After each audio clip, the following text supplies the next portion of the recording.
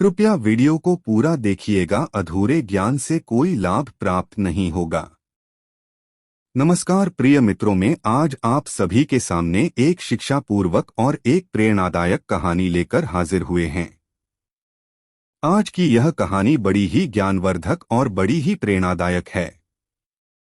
आज की ये कहानी एक गाय और एक कोयल की कहानी है, और ये कोयल की कहानी को किसी भी मनुष्य ने पूरा सुन लिया तो मनुष्य अपने जीवन में कभी भी किसी भी प्रकार के रोग से ग्रसित नहीं होगा।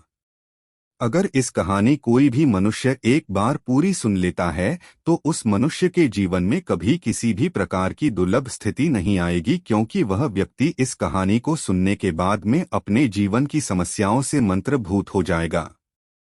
दोस्तों, आज की यह कहानी बड़ी ही ज्ञानवर्धक है। आज की इस कहानी को आप सभी को बड़े ही ध्यान से सुनना है और पूरा सुनना है। प्रिय दर्शकों, जैसा कि आप सभी को पता है, गाय माता को हमारे हिंदू संस्कृति में बड़ा ही योगदान दिया गया है। गाय माता को हमारे हिंदू धर्म में देवी के समान माना जाता है और उनकी पूजा भी की जाती है। दोस्तों, कहा जाता है कि प्राचीन काल पहले जब देवता और असुरों के बीच समुद्र मंथन किया गया था तो उसके द्वारा 14 रक्त उत्पन्न हुए थे, जिनमें एक गाय थी, और भगवान नारायण की कृपा से गाय को पृथ्वी पर मनुष्य के कल्याण के लिए भेजा गया था। इसलिए गाय को सदा से ही 33 कोटि देवी देवताओं के बाद ही पूजा जाता है और हिंदू धर्म गाय को माता माना जाता है। दोस्तों, यह भी मान्यता है कि अगर कोई व्यक्ति सुबह ब्रह्मा मुहूर्त में स्नान निवृत्त होकर अगर गाय माता को प्रणाम करता है और गाय माता के सिर पर हाथ फेरता है तो ऐसी मान्यता है कि गाय माता के आशीर्वाद से व्यक्ति के सभी प्रकार के समस्या दूर हो जाती है। व्यक्ति को उसके कष्टों से छुटकारा मिल जाता है, और यह भी मान्यता है कि व्यक्ति की सारी मनोकामनाएं पूर्ण होती हैं।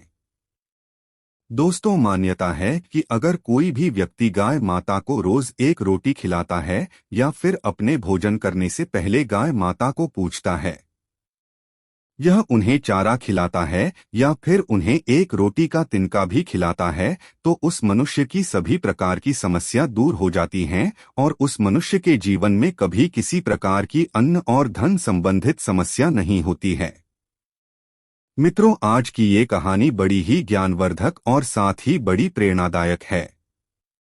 इसलिए इस छोटी सी प्रेरणादायक कहानी को पूरा अवश्य सुनें और अपने मित्रों बंधुओं तक इस प्रेरणादायक और ज्ञानवर्धक कहानी को शेयर जरूर करें, ताकि उन्हें भी इस ज्ञानवर्धक कहानी को सुनने से जीवन के समस्त समस्याओं से छुटकारा मिल सके और कुछ सीख प्राप्त हो सके। दर्शकों, अगर आप इस ज्ञानवर्धक कहानी को पहली बार सुन रहे हैं और ऐसी कहानी आगे भी सुनना चाहते हैं तो इस चैनल को सब्सक्राइब जरूर करें और पास वाले बेल आइकन को प्रेस जरूर करें, ताकि हमारी हर आने वाली वीडियो का नोटिफिकेशन आपको सबसे पहले प्राप्त हो सके। और गाय माता को आप माता मानते हैं तो वीडियो को लाइक भी कर सकते हैं। तो मित्रों, बिना देरी किए वीडियो को शुरू करते हैं। इस प्यारे से प्रसंग को शुरू करते हैं। प्रिय दर्शकों, प्राचीन काल की बात है। एक घने जंगल में एक गाय माता और उनका पति बैंक और साथ ही उनका एक पुत्र बछड़ा रहा करता था।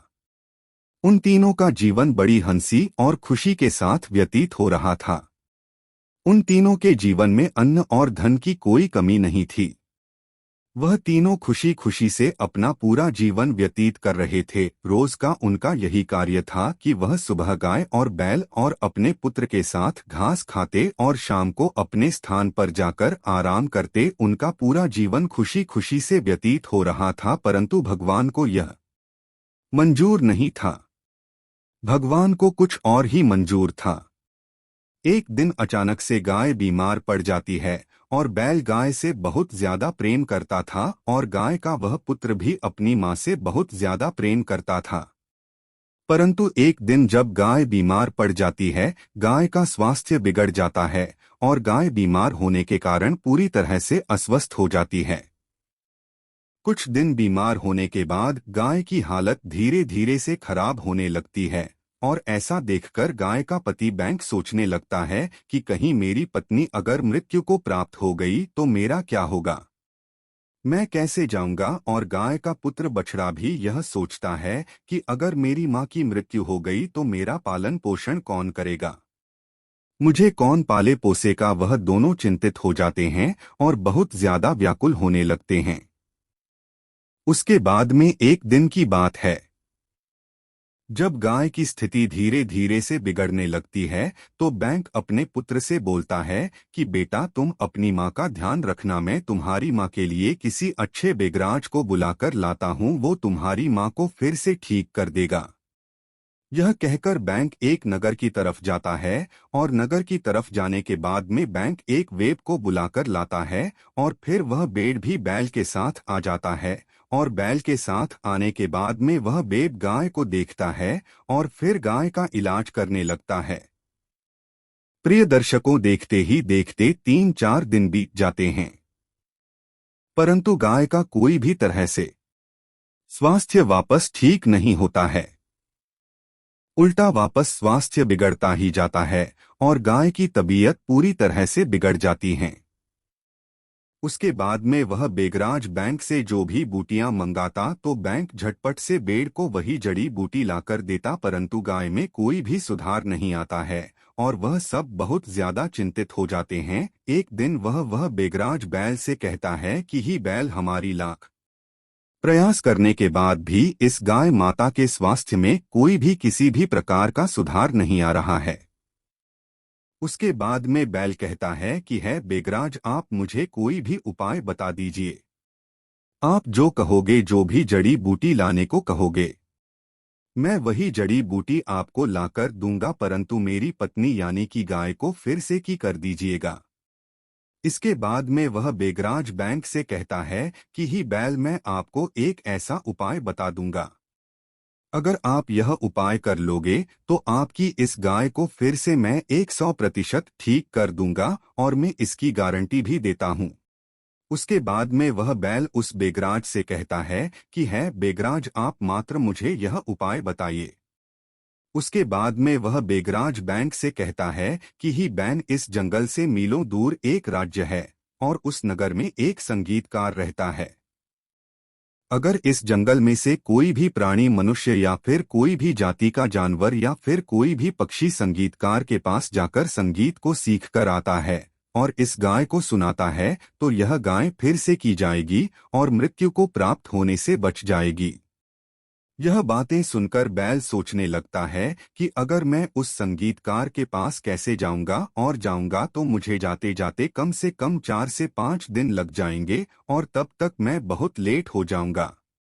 अगर मैं वहां पर जा पहुंचा और मैं उस संगीतकार से संगीत सीखने की कहूंगा तो हो सकता है मुझे वह संगीत न सिखाएं और मैं अगर उस संगीतकार को यहाँ पर आने की खबर करो पर वह अभी सकता है और नहीं भी आ सकता है। इसके बाद में वह उस जंगल में मौजूद जो भी पक्षी और जानवर थे सभी गाय की इस स्थिति को देखकर एक एक करके मिलने आते हैं और जो भी जानवर, जो भी पक्षी मिलने के लिए आता तो वह बैंक सभी पक्षी और सभी जानवरों से बोलता है कि इस जंगल से मीलों दूर एक संगीतकार हैं। उस संगीतकार से अगर आप लोगों में से कोई संगीत सीख कर आता है और मेरी इस गाय को सुनाता है तो मेरी इस गाय की हालत ठीक हो जाएगी और गाय फिर से निरोग हो जाएगी। परंतु कोई भी जानवर उसकी यह बात नहीं सुनता है। कोई पक्षी, कोई भी जानवर उस संगीतकार के पास संगीत सीखने नहीं जाता है। उसके बाद में एक कोयल एक पेड़ की टहनी पर बैठी बैठी यह सारा नजारा देख रही थी। उनकी यह दुख भरी बातें सुनकर कोयल अपने घोंसले में अपने पति और अपने बच्चों के पास चली जाती है और अपने पति और अपने बच्चों के पास जाने के बाद में कोयल अपने पति से बोलती है, प्रिय, अगर आप कहो तो मैं इस जंगल से मीलों दूर जाकर एक संगीतकार से संगीत सीख कर आ सकती हूँ और इस जगत संसार में मनुष्य के कल्याण के लिए भेजी गई गाय की मृत्यु होने से बचा सकती हूँ। ऐसा बोलकर अपने पति से वह कोयल कहती है। उसके बाद में कोयल का पति कहता है, यह प्रिय क्या तुम मूर्ख हो, तुम्हें पता नहीं है क्योंकि हमारे छोटे छोटे बच्चे हैं, और अगर तुम इस जंगल से मीलों दूर संगीत सीखने के लिए चली जाओगी तो हमारे इन बच्चों का ख्याल कौन रखेगा, इनका पालन पोषण कौन करेगा, इन्हीं भोजन कौन खिलाएगा। यह कहकर कोयल का पति चुप हो जाता है। इसके बाद में कुछ घंटों बाद रात होने लगती है और जैसे ही पूरा दिन ढल जाता है, कोयल चुपके से उस घोंसले से निकलकर जंगल से मीलों दूर चली जाती है। और जैसे ही जंगल से मीलों दूर उस संगीतकार के पास जाकर पहुंचती है और उस संगीतकार से कहती हैं कि हे संगीतकार जी, मैं कोयल हूं और मैं इस नगर से मीलों दूर एक छोटे से जंगल से आई हूं। मैं आपसे एक गाय की रक्षा के लिए कुछ मांगने के लिए आई हूं। संगीतकार बोलता है कि है कोयल, तुम मुझसे क्या चाहती हो। इसके बाद में कोयल उस संगीतकार को पूरी कहानी बता देती है। गाय की रक्षा करने के लिए और आपसे संगीत सीखने के लिए आई हूं। अगर आप मुझे संगीत सिखा देते हैं तो मैं यह संगीत जाकर उस गाय को सुना दूंगी। अगर मैं उस गाय को यह संगीत सुना देती हूं तो उस गाय की मृत्यु होने से बच जाएगी, क्योंकि वह गाय जनकल्याण हेतु आई है। उसका जन्म ही सभी जनकल्याण हेतु हुआ है। अगर गाय की मृत्यु हो गई तो कलयुग का कल्याण कैसे होगा, मनुष्य का कल्याण कैसे होगा। उसके बाद में संगीतकार कोयल के द्वारा बताई गई इस पूरी बात को बड़े ही ध्यानपूर्वक समझता है और उसके बाद में गोयल को संगीत सिखाने लगता है।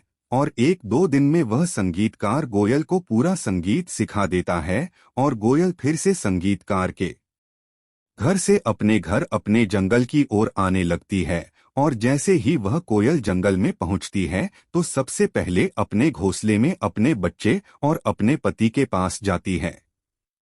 जैसा ही वह कोयल अपने पति के पास जाती है तो उसका पति कहता है कि कोयल, आखिर तुम इतने दिनों से कहाँ थी, हम तुम्हारा इंतजार कर रहे थे।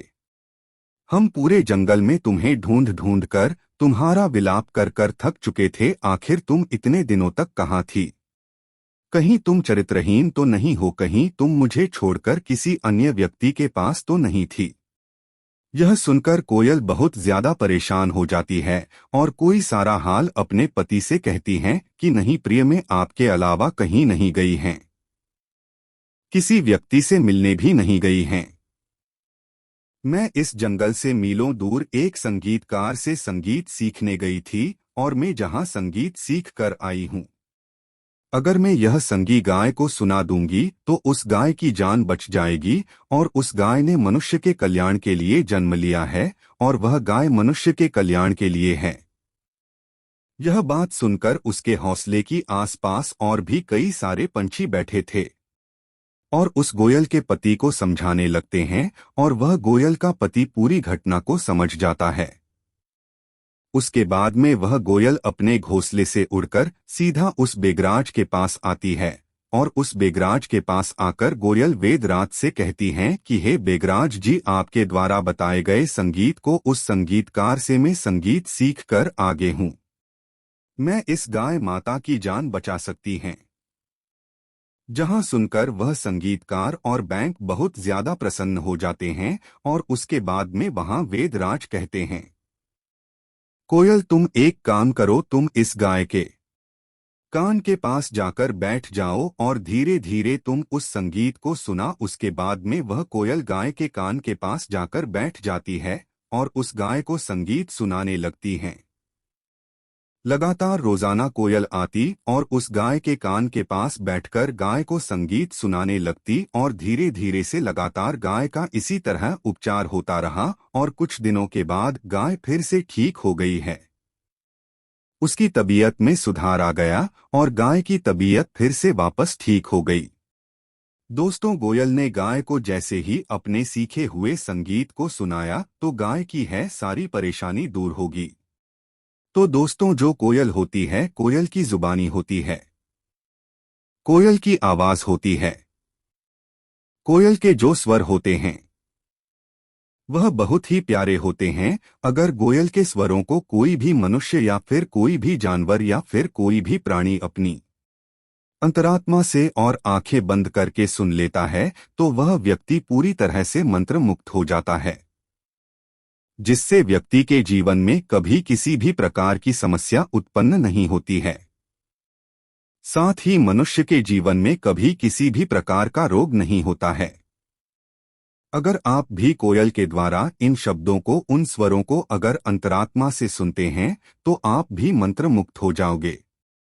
किसी भी प्रकार का रोग जीवन में आपको नहीं सताएगा। तो दर्शकों को गाय ठीक हो जाती है और कुछ दिन बाद फिर से गाय मनुष्य के कल्याण के लिए कार्य करने लगती है। एक सच्ची घटना पर आधारित है। उम्मीद करते हैं कि आप सभी को यह ज्ञानवर्धक कहानी पसंद आई होगी। अगर आप सभी को यह कहानी पसंद आई हो तो इस वीडियो को लाइक जरूर करें और चैनल को सब्सक्राइब अवश्य करें और बेल आइकन को प्रेस करें। मिलते हैं अगले किसी नई प्रेरणादायक कहानी में, तब तक के लिए हम आपसे जाने की आज्ञा चाहते हैं। धन्यवाद।